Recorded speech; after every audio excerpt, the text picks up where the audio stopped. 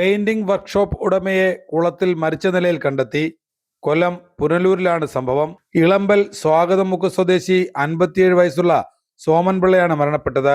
ദേശീയപാതയിൽ ഇളമ്പൽ ആഗ്രോ ജംഗ്ഷനോട് ചേർന്നുള്ള അതുല്യ spray painting എന്ന സോമൻ പിള്ളയുടെ സ്ഥാപനത്തിന് സമീപമുള്ള കുളത്തിലാണ് ഇദ്ദേഹത്തെ മരിച്ച നിലയിൽ കണ്ടെത്തിയത്.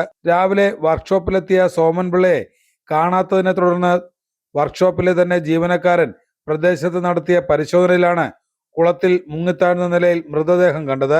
ഉടൻ തന്നെ ഇയാൾ സമീപത്തുള്ളവരെ വിവരമറിയിക്കുകയായിരുന്നു.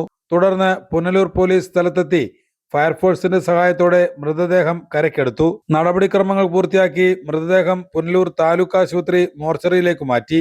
കഴിഞ്ഞ 40 വർഷത്തിലധികമായി വാഹനങ്ങളുടെ പെയിന്റിംഗ് ജോലികൾ ചെയ്തു വരുന്നയാളാണ് മരണപ്പെട്ട മോഹനൻ പിള്ള.